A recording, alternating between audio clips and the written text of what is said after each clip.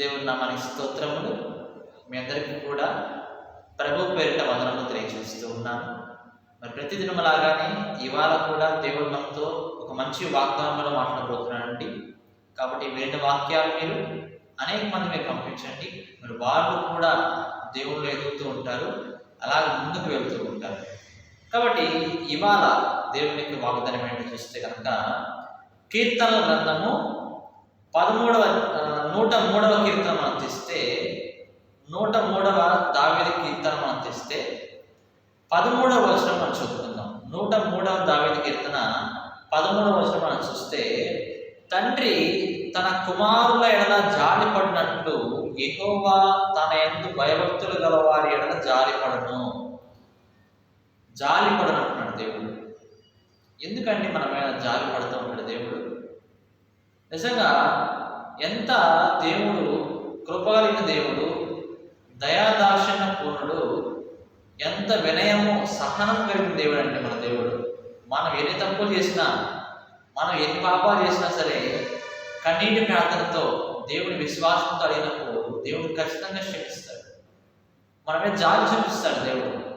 మన ఇబ్బందుల్లో ఉన్నప్పుడు ఆయన మన పట్ల జాలి చూపిస్తాడు, మనం ఓదార్స్తాడు. ఆయన మన ఇబ్బందుల్లో ఉంటే ఆయన నమ్మడు ఇప్పుడు కూడా, మనల్ని ఆయన ఓదార్చుతూ ఉంటాడు.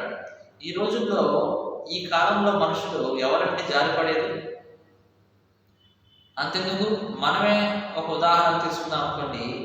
ఎవరన్నా అడుక్కునే వాళ్ళు కానీ ఎవరన్నా వచ్చేసి ఏమండి అమ్మా కొంచెం ధర్మం చేయండి అమ్మా, కొంచెం డబ్బు ఉంటే ఇవ్వండి అమ్మా అంటే వారి పట్ల జాలి పడుతూ ఉన్నారు ఈ రోజుల్లో.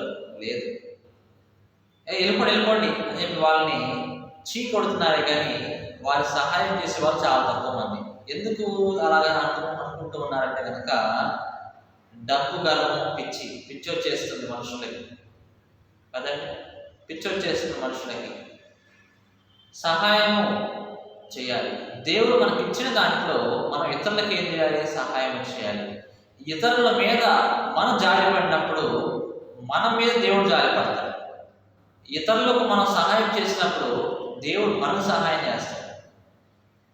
దేవుడు కొంత ఆస్తి నీకు ఇచ్చాడు. దేవుడు ఒక అంతస్తు నీ దేవుడు నీకు అనుగ్రహించాడు. అయితే నువ్వేం చేయాలి?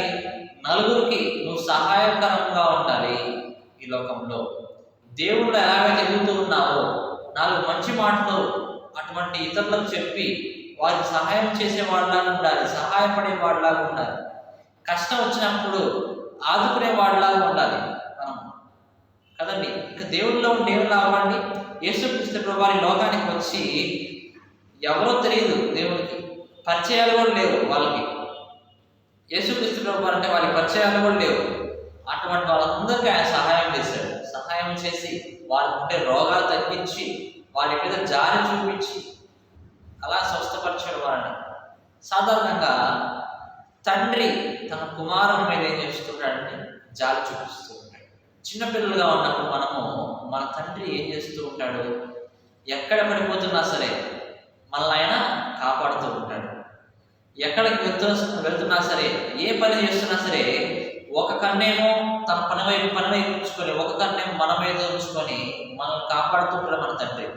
మన పిల్లలుగా ఉన్నాం కదండి, మన కొరకు ప్రార్థన చేస్తాడు. మంచి తండ్రులు అయితే కనుక వారి యొక్క పిల్లల కొరకు ఏం చేస్తున్నారు? ప్రార్థన చేస్తుంటారు. యోబు తన పిల్లల కొరకు ప్రార్థన చేస్తూనే ఉంటాడు అన్నమాట. ఆ ప్రార్థనే వాడికి ఇంటి చుట్టూ కూడా దేవుడు కచ్చే వేశాడు, ఏ శాతాన్ని ఎక్కువ శాతం రాకుండా. కాబట్టి తండ్రులు అయినటువంటి మనం ఏం చేయాలంట? ప్రార్థన చేయాలి. మన పిల్లల కోసము, మరి మీ యొక్క భార్య కోసము, పిల్లల కోసం ఏం చేయాలి? మీరు మంచిగా ప్రార్థన చేస్తూ ఉండాలి ఎప్పటికప్పుడు అంటూ ఉన్నాడు దేవుడు. అయితే మనం ఈ లోకంలో ఒక పిల్లలుగా ఉన్నాం. ఎవరికి? తండ్రి అయిన దేవుడికి. కాబట్టి మన తండ్రి ఎవరు? మన ఆత్మీయ తండ్రి ఎవరు? దేవుడే. కాబట్టి మన ఆత్మీయ తండ్రి అయినటువంటి దేవుడు ఏమంటున్నాడంటే కనుక కుమారుని మీద ఎలాగైతే తండ్రి జాలి పడతాడో, ఎక్కడ పడిపోకుండా కాపాడుతాడో, ఎక్కడికి వెళ్తున్నా సరే కనుదృష్టి ఉంచుతాడో, అట్లాగే నేను కూడా నా ఎంత భయభక్తులు కలవారి మీదకి అంత మంచిగా జాలి చూపిస్తాను, అంత నేను రక్షణ కాపుదలు ఇస్తాను. నా ఎంత భయభక్తులు కలిగిన వాళ్ళకి నేను రక్షణ కాపుదలను ఇస్తానంట. ఎంత గొప్ప విషయం చూడండి. దేవునికి భయభక్తులు కలిగితే ఒక తండ్రి కుమారుని ఆదుకున్నట్లుగా మనం దేవుడు ఆదుకుంటాడు కదండి. మనం దేవుడు ఆదుకుంటూ ఉంటాడు. అయితే మనం క్రొత్త నిబంధనలో ఒక కథ వినే ఉంటాం, తప్పిపోయిన కుమారుడు కథ. కుమారుడు ఏం చేశాడండి? ఆస్తి అంతా కూడా తినేసేసి త్రాగేసేసి చివరికి ఏమి లేని వాడిలాగా ఆస్తి మొత్తం అయిపోయి ఇంకా వారి యొక్క స్నేహితులు అతను పట్టించుకోకుండా పందులను మేపేటటువంటి పనికి ఆ కుమారుడు చేయనట్లుగా మనం చూస్తూ ఉన్నాం. ఎంత బాధపడుతున్నాడు, అయ్యో నా తండ్రి ఇంట్లో ఉన్నప్పుడైతే కనుక నేను మంచిగా భోజనం చేసి తినేవాడిని, 3 పూటలు నాకు అన్నం దొరికేది, నాకంటే కూడా మా తండ్రి కింద పనిచేసి పని వాళ్ళే చాలా గొప్ప వాళ్ళేమో, వాళ్ళకి మంచి శాలరీ వచ్చిందేమో, మంచి ఫుడ్ వచ్చిందేమో అని ఆ కుమారుడు అనుకుంటూ క్షమిస్తాడో లేదో అన్నట్లుగా తండ్రి యొక్క తిరిగి వస్తున్నాడు. తిరిగి వస్తూ ఉంటే తండ్రి ఏం చేశాడండి? తిట్టాడా, కొట్టాడా? లేదు. అతను చూసి జాలిపడ్డాడు తండ్రి. జాలిపడి పరిగెత్తుకుంటే అతనికి ఎదురుగా వెళ్ళి అతని కౌగలించుకొని ముద్దు పెట్టినట్లు మనం చూస్తూ ఉన్నాము. మనం అనుకుంటూ ఉంటాం, అయ్యో తప్పు చేశాను కదా, దేవుడు క్షమిస్తాడో లేదో, మనం భయభక్తులుగా లేవు కదా, దేవుడు క్షమిస్తాడో లేదో, ఆయన ఆశీర్వాదాలు మనకు వస్తే లేవనుకుంటూ ఉంటాం. కానీ మీరు ప్రార్థన చేయడం, మీరు ప్రయత్నం చేయాలన్నమాట. మీ ప్రయత్నం మీరు చేసినప్పుడు దేవుడు ఎప్పుడూ కూడా పక్షపాతి కాదండి, కోపిష్టి కాదు. కోపం ఉంటుంది దేవుడికి కూడా, కానీ ఆయన బిడ్డల మీద మంచి ప్రేమే కానీ కోపం ఎప్పుడు కూడా దేవుడు చూపిడు.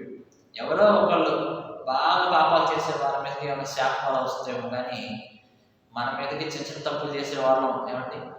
ఎందుకంటే దేవుడు మన మీద కోపపడతాడు. మనం తిరిగి అడగాలనే కానీ ఆయన ఎన్నిసార్లు మనం క్షమిస్తాడు, మన మీద జాలి చూపిస్తూనే ఉంటాడు. కాబట్టి ప్రియ దేవుడు ఏమంటున్నాడంటే, ఆ దేవుని ఎందుకు మనం భయభక్తి కలిగి ఉండాలి. ఒక తప్పు చేస్తున్నామంటే కనుక దేవుని మీద భయం కలగాలి నీకు. అయ్యో ఈ తప్పు నేను చేయకూడదు అన్నట్లుగా దేవుని మీద భయం కలగాలి. అలాగే దేవుని ఎందుకు భయభక్తులు మీరు కలిగి ఉండండి. మీరు భయభక్తులు కలిగి ఉండండి. అప్పుడే ఆయన అంటున్నాడు, సాతాను ఏం చేస్తుంటాడు? మన హృదయం నుంచి వాక్యం లాగేసుకోవాలి, ఇతన్ని దేవుడిలోంచి తొలగించాలని చూస్తూ ఉంటాడు.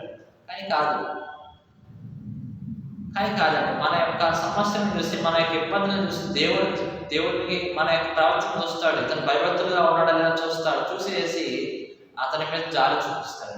దేవుడు జాలి చూస్తే ఇంకేమన్నా మనకు కొదువు ఉంటుందో చెప్పండి?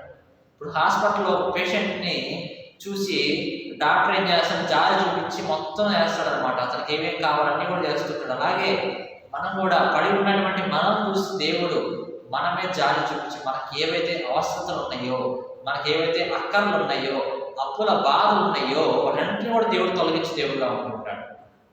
ఈ వాగ్దానం నమ్మి మీరు ఈ ఉదయకాల సమయంలో ప్రార్థన చేయండి. దేవుని యొక్క గొప్ప కార్యం మీరు మీ కన్నుల ద్వారా చూస్తారని చెప్పి దేవుడి వాగ్దానం ద్వారా సెలవిస్తున్నాడు. దేవుడి వాగ్దానం దీవించి ఆశీర్వదించింది కాక. ఆమేన్.